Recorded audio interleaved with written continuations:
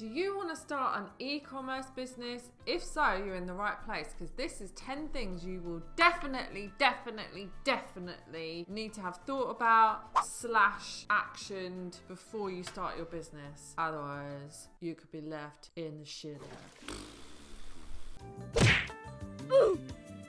Number 1, goes without saying, you need to have saved up some money.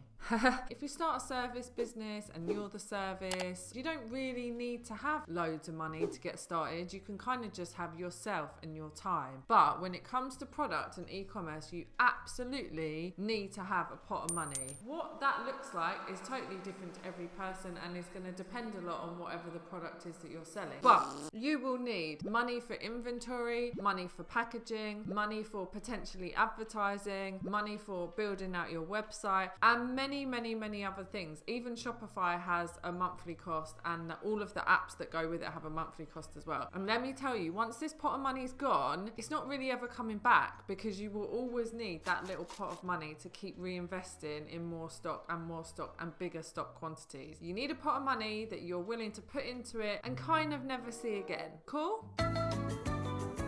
Packaging. Packaging is massively important when you have an e-commerce business, and you will probably, depending again on your product line, need variations of packaging. Are you going to need stuff to keep things safe in the post? We sell at Boss Magic a variety of items, and they all have slightly different sizes. So a mug is going to need a square box. Cardboard box. Like this. A crystal is going to need a different size box. And at the beginning, we just bought like one standard size box and thought that that was going to do everything. And then we would have like a big box with like a small item in it and loads of extra space. And when you do that, it means that things shift around in the post, because the postman just seemed to...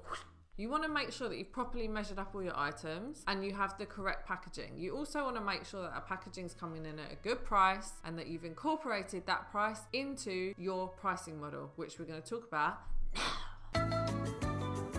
Please make sure you've thought about your pricing model. You want to make sure that you've incorporated the cost of the item, your profit that you want to make, at least probably 2 times of the product, if not more. More is better, obviously. You want to also factor in, if you are eventually going to be VAT registered in the UK anyway, or whatever country you're in, there's probably going to be some kind of taxes. Make sure you factored them in at this point. Even if you're not qualified to pay those taxes yet, make sure you factored them in. Not only are you charging for the packaging, you also have to cover the postage, the actual postage cost as well, and then your labor of actually sitting down and packing that item. I meet a lot of people who go into e-commerce or go into product and they just haven't fully thought out the pricing model, and then when it comes to the point where they then have to start paying VAT, or they then have to upgrade their postage or something like that, it starts eating into their profits. So just make sure you got a nice, healthy, well-rounded pricing model for each of your items that factors in all of those things that I just said. When you start, obviously, you're going to need some inventory. You're going to need some product lines. Now, you want to think about what your range is going to look like in the future, but then also just start small. I know whenever you speak to these manufacturers, they're going to be like, oh yeah, well that costs £3 to make, but if you buy 5,000, it will be 30p. And you're like, oh my God, well I'll buy 5,000 then. Please don't do that. Because you really haven't tested your product until it goes on sale and you see if people are actually buying it. And even when that happens, there's still going to be teething problems that you run into. And if you're selling a range of products, like at Boss Magic, we sell a range of stuff. We sell cards, crystals, candles, home products, merch. You want to test a little bit of each thing and see what really sells. For example, there's certain crystals that I've got in that I've been like, this is absolutely going to sell and we're going to have to order more in. And they've just sat on the shelf for like weeks on end. And then there's other ones that I've bought in and they've sold out straight away, and that's happened over and over again. So then I can go, I'm seeing a pattern here as to which ones work. I'm going to buy bigger quantities of those. If you've gone all in early on something and then it doesn't sell, oh man, you're gonna be sad. Research the product lines. So if in your mind you've got an idea of all the product lines you want to carry, you have done a tester on a couple of things, make sure you've at least done the research on all of the product lines so that when you do then have 2 or 3 items that do really well, you can instantly go back to that manufacturer and you know what price it's going to cost, what the lead times are, what the quantity, minimum order quantities, if they have that. Even though you're not jumping in and ordering loads of stuff straight away, you do want to have done the research so that once stuff's working, then you are good to go and you're ready to start ordering. All right, I'm going to break at this point just very quickly. One, to grab your attention back. Are you still there? Please take a moment to subscribe to my channel. And I'll tell you what, if you want to be extra nice, you could even like press the thumbs up, or you could even leave a comment and say if this has been helpful or what else you'd like to see on my channel, because it helps me get more views, basically. I'm not going to sugarcoat it. This is a very selfish intention, but maybe you'll see another video that you like too. Number 6 is very important before you start an e-commerce business, that you start drumming up interest early on. Don't just build your e-commerce business and then press live and then sit there and be like, but where are all the people? Why is there not 500 orders coming through my shop? Well, there's not 500 orders coming through your shop or even one single viewer on your shop because you haven't teased people about it. You haven't like warmed them up. You need to give a little bit of foreplay, guys. You can't just whack it in there.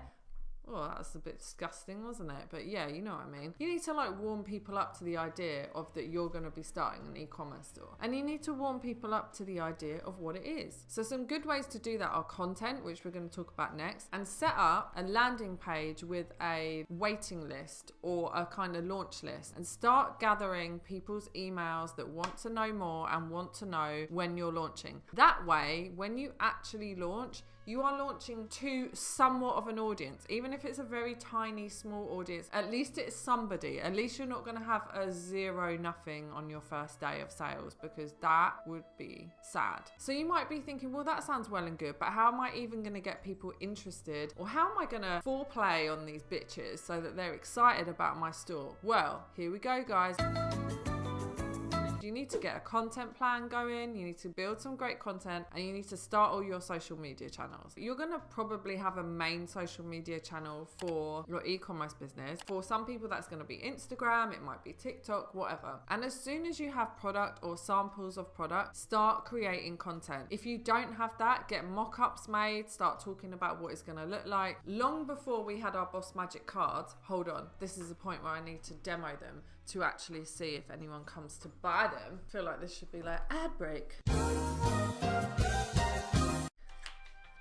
Do you feel like you need some help in your life? Get Boss Magic. A long time before we actually had the Boss Magic cards in hand or even a sample pack, we obviously had them designed because we designed them, but then we just created mock-ups. You can easily find mock-ups online. And don't feel like you only need to start creating content once you have stuff. Talk about the journey. Talk about, I'm starting this business. This is what I've been working on this week. This is this. This is this. People love to see the behind the scenes. Start building up interest, drumming up interest on your social media channels. Start creating content. That way, when you're ready to go, you are rocking and rolling and you're not going out to an empty audience.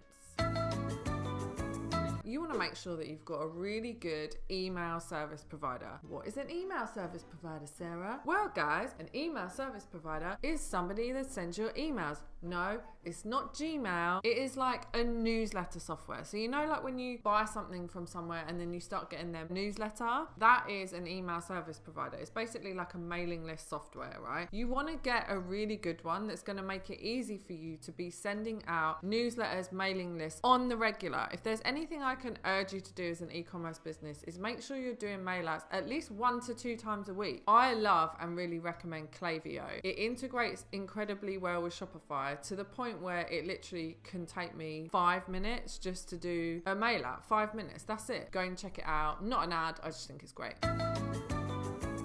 set up a packing station. If you're going to be doing your own packing and sending of orders, which is probably quite likely at the beginning, right? Before you've tested it all out, you are selling 5 million and then you can go to a fulfillment center, which is the ideal. You are probably likely to be packing up all this stuff yourself. Find a space in your home or wherever it is that you're going to be packing and set up a really nice, organized packing station. How long you spend on packaging up orders can be the difference to like whether you're actually making a profit or not. Because if you're sitting at home selling product, but it's taking you like a good 10-15 minutes to like package up each one because you're sort of like half watching something on Netflix at the same time, or you haven't like pre-done up all your boxes or whatever. Simple. If you know you're going to be starting and you need boxes that have a tissue paper inlay, just get all that shit ready before you actually open. And then every time you have like a half an hour, just go make up another 4 or 5, because it's much easier with packaging to batch stuff together. Work out what little bits you're going to need. Do you need to cut up some paper? Do you need to fold some stuff up to size? And just have it all ready to go.